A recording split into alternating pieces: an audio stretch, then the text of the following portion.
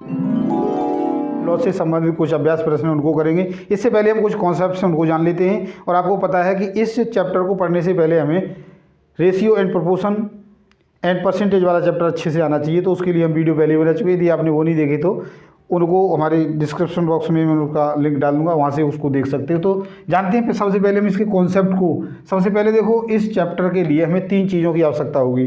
सूत्र याद करने हैं आपको, कोई ज़रूरत नहीं है। साथ के साथ आप उन फॉर्मूलों को याद करते जाओगे। हम क्वेश्चंस करेंगे। बहुत ज़्यादा फार्मूले हैं भी नहीं इसमें, सिर्फ एक फार्मूला है। एक ही फार्मूले से सारे फार्मूले बन जाते हैं। तो देखो क्या है, सबसे पहले हम जान लेते हैं कि सबसे पहले होता है CP या क्रय मूल्य।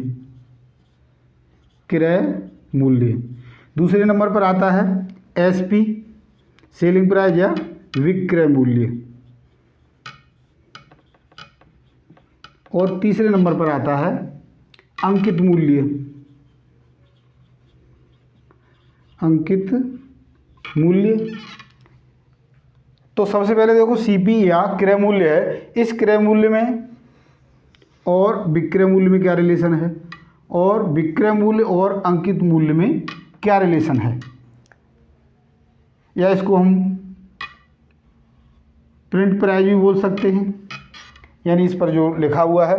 तो देखो CP, हम जानते हैं कि जो CP है वो हमेशा क्या होता है, 100% होता है। यानी कोई वस्तु आप व्यापार के लिए खरीद रहे हो, आपने जो पैसा दिया है वो है पूंजी पूरी की पूरी लगी है, अर्थात 100% होता है। और यदि आप इसको विक्रय करोगे और विक्रय करते समय यदि आपने जितने में वस्तु खरीदी है उससे यदि कम में बेच रहे हो तो क्या होगा, हानि हो जाएगी। और यदि ज़्यादा में बेच रहे हो तो लाभ हो जाएगा। यानी यदि आपने कम में बेची तो क्या होगा, हानि, और यदि ज़्यादा में बेची तो लाभ हो जाएगा। यदि लाभ और हानि की बात हो तो हमें 2 ही चीज़ें सामने होंगी, क्रय मूल्य होगा और विक्रय मूल्य होगा।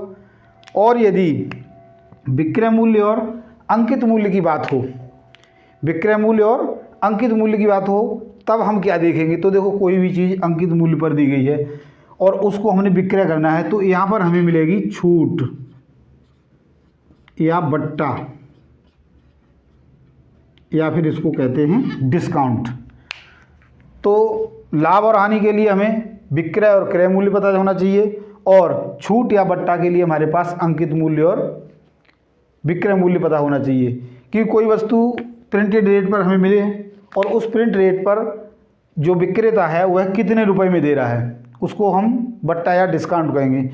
तो दोनों ही जो पॉइंट हैं बहुत ही महत्वपूर्ण हैं। जो बट्टा है, छूट है, ये हमारे जो बिजनेसमैन है या जो दुकानदार है उनके लिए एक इस प्रकार की ग्राहकों को लुभाने की चीज़ बन गई है कि मान लीजिएगा एक व्यक्ति, आप किसी दुकान पर जाते हो, दुकान पर जाने के बाद आपसे कोई व्यक्ति कहता है कि मैंने ये 1100 रुपये में खरीदी और मैं आपको 1050 में दे देता हूँ।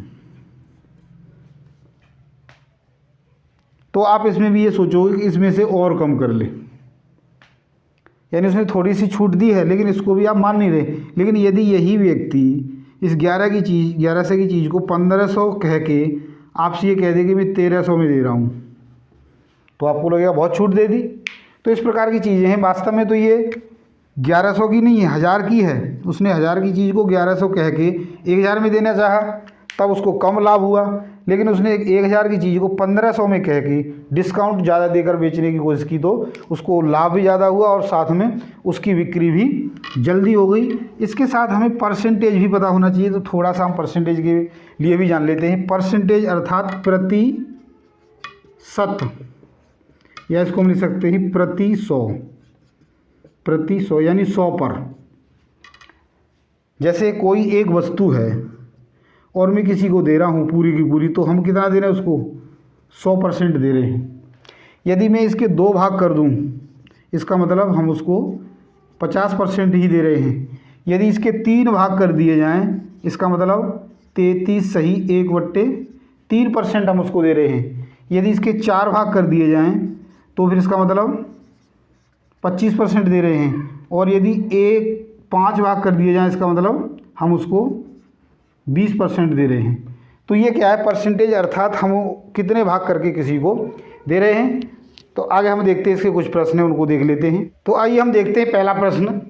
एक सेल फोन को 2500 रुपये में खरीदा गया तथा 2750 रुपये में बेच दिया गया तो कितना लाभ हुआ, उसकी परसेंटेज निकालनी है। तो देखो क्या है, क्रय मूल्य है, क्रय मूल्य या CP कितना है, रुपये 2500 दिया है, और जो सेलिंग प्राइस है SP वो हमें 2750 रुपये दिया है। तो इसमें लाभ हो गया क्योंकि वस्तु क्या है, ज़्यादा बेची गई है। कितना हो गया, इसमें से इसको घटा दो, 2700 में से 2500 घटाना है।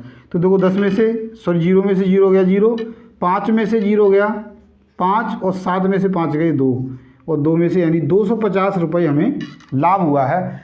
तो हमने क्या करना है, लाभ किस पर हुआ है, 2500 पर। 2500 का 250 रुपये में कितना लाभ हुआ, माना कि X% लाभ हुआ, माना X, या हम इसको R मान लेते हैं, R% लाभ हुआ। तो 2500 का R% यानी 2500 गुणा में R बटे में 100 बराबर 250। यहीं से हमने परसेंटेज वाला सूत्र लगा रहे हैं और लाभ और हानि को हम निकाल रहे हैं। तो इससे ये कट गया, R बराबर क्या हो गया, 250 बटे में 25 रह गया, यानी 25 दाई 250। तो R की वैल्यू कितनी आ गई, 10, यानी हमें कितना लाभ हो गया, 10% का लाभ हो गया, यानी C ऑप्शन हमारा बिल्कुल सही। क्वेश्चन है, एक वस्तु 150 रुपये में खरीदी गई, यानी CP उसका है 150 रुपये, और SP 180 में बेची गई, ये है 180। तो लाभ, क्योंकि ज़्यादा बिकी है तो लाभ होगा, कितना हो गया, इसको घटा देंगे, 180 में से गई तो 30 रुपये का उसको लाभ हो गया।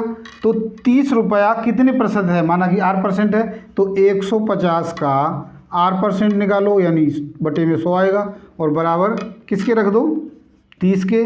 तो यहाँ से एक 0 कट गया, तो R बराबर कितना हो गया, 30 गुणा में, ये 10 भाग में है तो गुणा में जाएगा, और ये 15 गुणा में है तो भाग में, यानी ये 15 दूनी 30, यानी 10 दूनी 20, 20% का लाभ उसे हो गया। तो पहला ऑप्शन इसका सही है। तीसरा क्वेश्चन है, 8 पुस्तकों का क्रय मूल्य 6 पुस्तकों के विक्रय मूल्य के समान है, तो लाभ प्रतिशत क्या होगा। एक्चुअली में इस प्रकार के प्रश्न ही प्रतियोगी परीक्षाओं में आते हैं, जो हमने पहले के 2 प्रश्न किए वो आपके कॉन्सेप्ट को क्लियर कराने के लिए किए थे। तो देखते हैं, देखो क्या है, 6 पुस्तकों का जो सेलिंग प्राइस है वो 8 पुस्तकों के कॉस्ट प्राइस के बराबर है। तो एक पुस्तक का सेलिंग प्राइस वो होगा 8/6 पुस्तकों के कॉस्ट प्राइस के बराबर। इट मीन्स 8 यानी 4 दूनी 2 चौके 8 और 2 तिये 6, 4/3 कॉस्ट प्राइस और 1 सेलिंग प्राइस। अर्थात हम एक वस्तु बेच रहे हैं और हमें जो कॉस्ट प्राइस कितनी मिल रही है वो 4/3 पुस्तकों के बराबर मिल रही है। इसका मतलब हमें जो लाभ हो रहा है वो कितना हो रहा है, 4/3 minus cost price minus sale price, यानी 1। तो कितना आ जाएगा, 3 लघुत्तम, यानी 4 घटा में 1 बराबर, यहाँ पर 4 में से 3 घटाएंगे 3, 1/3 हमें लाभ हो रहा है। और इसको यदि परसेंटेज में बदलें तो देखो क्या आएगा, 1/3 का वैसे हमने चार्ट ही बताया था, क्या आ जाएगा, 1/3 जब करते हैं तो 33 सही 1/3, या 33 सही 1/3 का मतलब 33 सही 3, यानी D ऑप्शन इसका सही हो गया। अगला बहुत ही महत्वपूर्ण है, क्या है, एक पुस्तक की 12 प्रतियां 1800 रुपये में बेचने पर 3 प्रतियों के लागत मूल्य के बराबर उसको लाभ हुआ है, तो एक प्रति का लागत मूल्य बताओ। माना एक प्रति का लागत मूल्य X रुपये है, तो 3 प्रतियों का लागत मूल्य कितना हो जाएगा, 3 प्रतियों का लागत मूल्य बराबर 3x, और 12 प्रतियों का लागत मूल्य कितना हो जाएगा, 12x।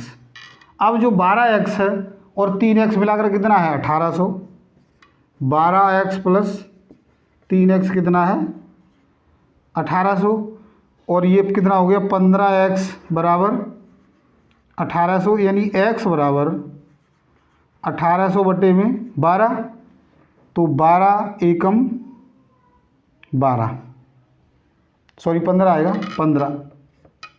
15 एकम 15 कितने बचे 3, 30 हो गए, 15 दूनी 30 और 1 जीरो यानी 120, यानी 1 प्रति का मूल्य कितना है 120 रुपये।